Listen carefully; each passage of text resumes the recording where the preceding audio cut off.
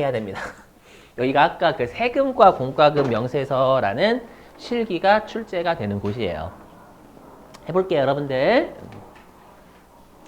여기 반드시 달달달달 외우셔야 됩니다. 암기. 해보자. 자, 우리 세금하고 공과금 쪽인데요. 세금은 현금 지출이 순자산의 감소가 일어나는 거죠. 그랬을 때 아까 항상 순자산의 감소는 비용, 자산, 사유출 이렇게 세 개예요. 세법에서는 법인세법에서는요. 딱 그랬을 때 일반적인 세금들은 별도의 언급이 없으면 단기의 비용입니다. 아셨죠? 단기의 비용인데 우리가 대부분의 조세요. 단기의 비용인데 예외적으로 자산임 세금이 있어요. 아마 우리 배웠죠? 이미 취득세요. 그래서 취득세나 관세 있죠. 취득세나 관세는 대표적으로 자산이 돼야 되는 세금입니다, 여러분들. 아마 이거는 회계 시간에도 관세는 원재료 수입하죠. 원재료 처리하지 여러분들이 세금과 공과를 안 하잖아요. 그죠? 자, 이제 사회 유출이 있다라는 거, 사유출. 자, 사유출. 자, 여기입니다. 이 중에서 여러분들이 좀 많이 힘들어 하시는 파트가 있어요. 얘입니다. 요거가 잘 이해가 안 됩니다, 분명히. 법인세, 법인분 지방소득세, 농어촌 특별세. 그럼 여러분 혹시 법인분 지방소득세는요, 그 법인세 내는 거에 10% 지방소득세 내는 거 있죠? 그거 얘기하는 거고요. 그 다음에 농어촌 특별세는요, 듣고 버리셔도 돼요. 중요한 건 별도로 있으니까요. 농어촌 특별세는 나중에 이제 우리가 법인세를 이제 어느 세법에서 감면을 받으면 그 감면받은 혜택에 대해서 농어촌의 활성화를 위해서 좀 내라라고 돼 있거든요. 알죠? 그래서 좀 조심하실 게 뭐냐. 우리가 요 법인분 지방소득세하고요. 농어촌 특별세 요 놈들이 있죠. 요 두 놈이요. 요 두 놈을 우리가 뭐라고 하냐면 부가세라고 해요. 부가세.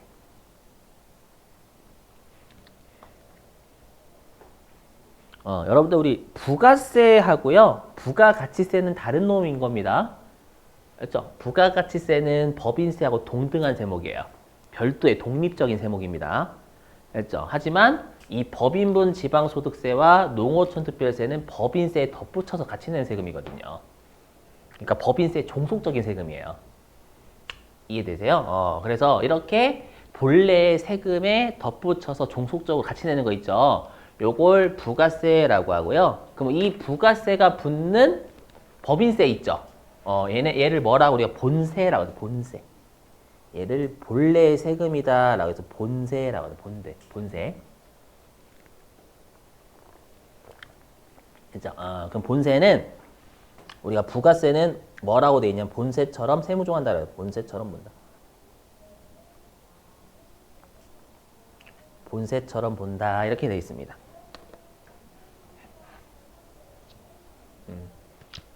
그러니까 시험에서 요런 부가세 나오죠. 부가세 나오면 법인세처럼 세무종 하시면 되는 거예요. 법인세처럼요. 알죠? 이건 일단 설명했고 그 다음에 뭐 가산세야 사유출인 거 당연하죠. 세법상 우리가 의무를 위반하면 내는 세금 우리 가산세라고 하잖아요. 맞죠, 여러분들? 그래서 가산세는 뭐 그렇게 하는데 갑자기 법인세가 사유출이래요. 이게 분명히 이해가 좀 안 됩니다. 왜 안 되냐면 분명히 제가 사유출은 일반적으로 부당한 유출이다라고 했거든요.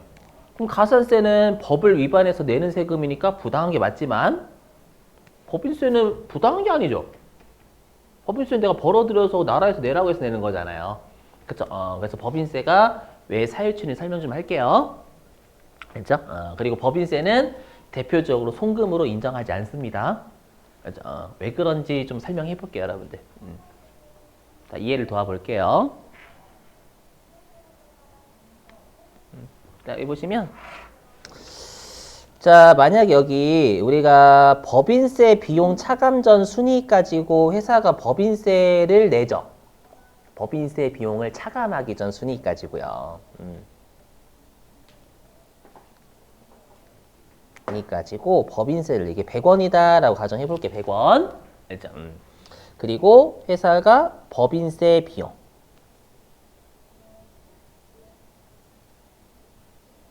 비용을요. 30원 이렇게 적었다라고 가정해 볼게요. 근데 요게 이제 손익계산서라고 가정하면 손익계산서 IS.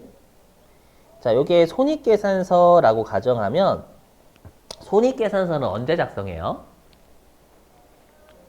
그렇죠. 올해 연도 말에 작성하죠, 여러분들. 예, 그래서 얘가 올해 연도로 따지면 2023년 12월 31일 날 표시한다는 말이에요. 동의 되시겠죠? 그럼 이렇게 하면 우리가 당기 순이익이 나오잖아요. 그럼 당기 순이익은 70원이 되겠죠? 그럼 여기 당기 순이익에서 다시 우리 가산 조정도 하고 차감 조정 빼서 각사소득하고 그러잖아요, 여러분들. 그죠? 그래서 여기에 우리가 가산 조정 더하고 차감 조정을 빼서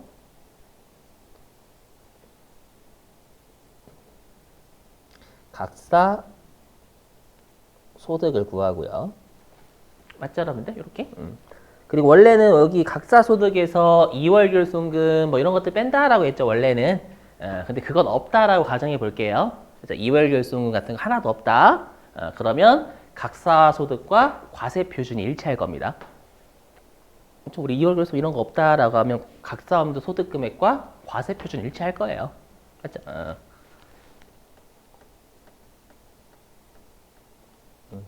맞죠? 지금은 그 세 개가 없다라고 가정해서 일치한 거예요. 여기에다가 세율을 곱하죠. 우리 여저께 뭐 9%, 뭐 19% 이런 애 있잖아요. 여기 해가지고 우리가 산출세액이 나와요. 동의되시죠? 이렇게 산출세액이 나옵니다. 됐죠, 여러분들? 네.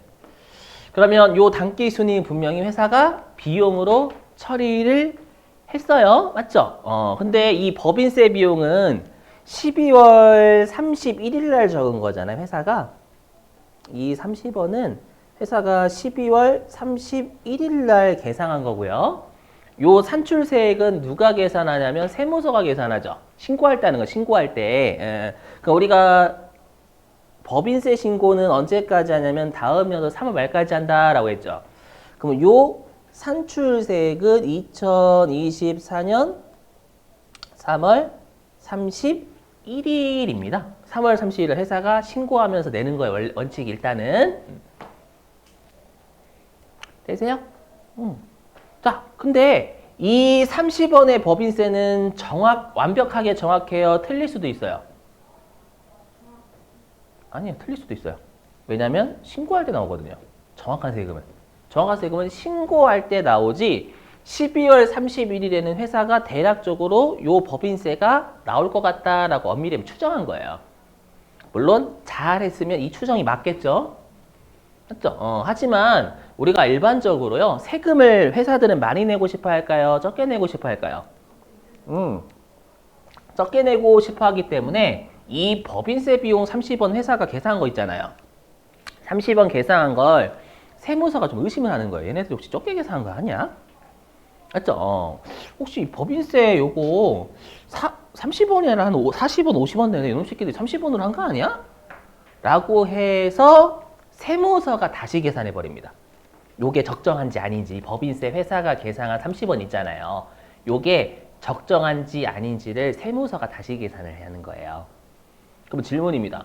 그러면 우리가 이 법인세 30원이 어떻게 나오면 법인세 비용 차감 전 순이익 대비로 나온 거잖아요. 맞죠? 그러면 세무서 입장에서는, 자 보세요. 그럼 세무서 입장에서는 여기 있는 우리가 세율을 곱해서 우리가 산출세액 나오죠. 그러면 70원에다가 세율 곱한 걸로 세무서가 세금을 다시 계산해요? 그렇게 되면 안 됩니다. 왜냐하면 이 법인세가 얼마인지 아닌지는 법인세 비용 차감 전 순이익 대비로 하는 거지 당기 순이익 대비로 하는 게 아니에요. 이해되시겠어요? 그죠? 그럼 어떻게 해야 돼요? 이 70원이 기준이 아니라 100원으로 돌려놔야 돼요. 그죠? 그래서 여기 있는 과세 표준이 70원이 아니라 100원이어야 되는 겁니다. 세무서가 요걸로 다시 계산하기 위해서 법인세 비용 차감 전 순이익을 돌려 넣고 다시 계산해야 되거든요. 그래서 법인세를 송금으로 인정하지 않는 거예요. 왜냐면 70원인데 가산 중 30원 나와야죠. 그래야 100원 되는 거죠, 여러분들. 이해되시겠어요? 그래서 왜 법인세를 우리가 송금 불산입이라고 하냐면 소득세도 마찬가지입니다. 아마 여러분들이 이제 소득세 가셔도 소득세도 우리가 비용 인정하지 않는다 이렇게 돼 있어요. 왜냐하면 우리가 세무서 입장에서는 회사가 기록한 법인세나 소득세를 다시 세무서가 계산하려면 우리가 법인세나 소득세를 차감하기 전 소득으로 돌려놓고 다시 우리가 세율급에서 다시 계산해야 돼서 그래요. 이해되시겠어요? 무슨 말인지? 부당해서가 아니라. 그죠?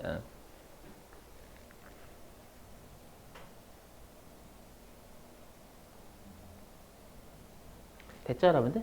예. 자, 그럼 일단 왜 법인세가 송금 불산입인지 설명했고요. 알죠?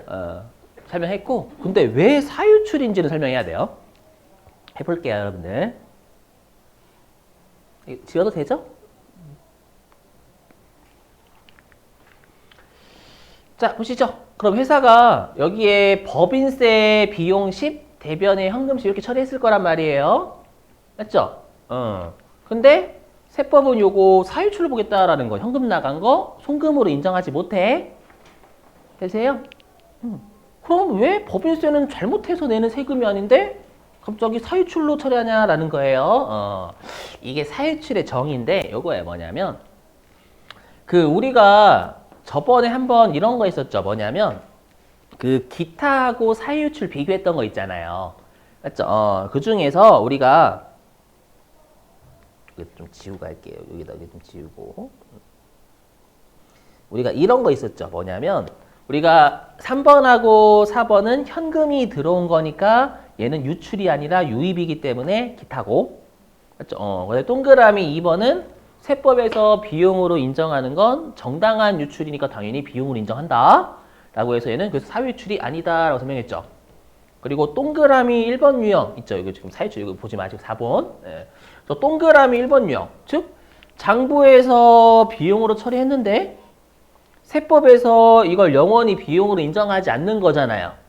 맞죠? 그럼 영원히 비용으로 인정하지 않는데 그게 일반적으로 부당하니까 영원히 비용으로 인정하지 않는다라고 했죠. 그래서 제가 그때 뭐라고 했냐면 일반적으로라는 말을 썼어요. 일반적으로.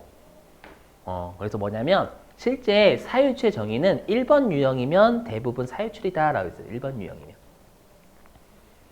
그죠? 네. 근데 왜 사유출은 대부분 회사가 비용 처리한 걸 세법이 왜 영원히 송금으로 인정하지 않냐면 대부분 부당하니까. 아셨죠? 근데 법인세는 부당한 건 아니잖아요. 그냥 1번 유형이니까. 맞죠? 법인세는 그냥 1번 유형이니까. 제이님, 어떡하냐. 자, 부당하니까. 사유출. 아셨죠? 그래서 앞으로 그렇게 할게요. 뭐냐면, 여러분, 우리 시험 목적상 대부분 부당한 유출이어서 세법이 영원히 송금으로 인정하지 않는 게 사유출이 맞아요. 근데 1번 유형이니까 사유출인 게 딱 우리 시험엔 2개밖에 없어요. 딱 2개. 그럼 그 2개를 그냥 외워주시면 되겠죠, 여러분들. 시험 목적상. 알죠? 그래서 1번 유형이니까 우리가 그냥 사유출로 보는 게 법인세랑요. 나중에 뒤에서 뭔가 할 거예요. 기부금 동네에서요. 알죠? 그 2개 빼곤 다 부당한 유출이니까 영원히 송금으로 인정하지 않는다라고 생각하시면 돼요. 아셨죠? 그냥 법인세 암기해 주는 게 편해요. 알죠? 그렇죠? 그래서 법인세는 시험에 많이 내거든요. 다음 세무조정 와서 법인세 이렇게 적혀져 있어요. 그렇죠? 그러면 송금 불산입이고요. 근데 법인세는 국가한테 귀속이 되죠. 그렇죠? 그래서 기타 사유출 처리합니다. 그래서 회사가 만약에 법인세를 비용 처리했다라고 하면 여러분들은 기타 사유출 하시면 돼요. 송금 불산입.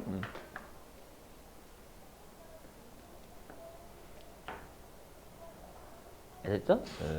그러면 우리 아까 당초에 송금으로 인정받지 못한 세금이 환입이 되면 입금이 아니다라고 했죠? 그래서 대표적인 게 여기는 법인세예요. 만약에 법인세가 환입이 됐대, 환급이 됐대. 환급이 되면 회사는 수익 적겠죠? 근데 우리가 이거 영원히 송금, 입금으로 보지 않는 거죠.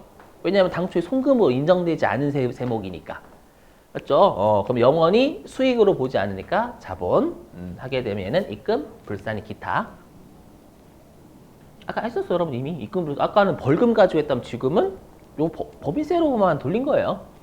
맞죠? 그래서 만약에 법인세가 환급됐다, 근데 회사가 수익 처리했다라고 하면 입금, 불산이 기타 잘 나오고요. 회사가 법인세를 비용으로 처리했다라고 하도 송금, 불산이 기타 해서 잘 나옵니다, 여러분들. 알죠? 꼭 외워주시는 거 권장.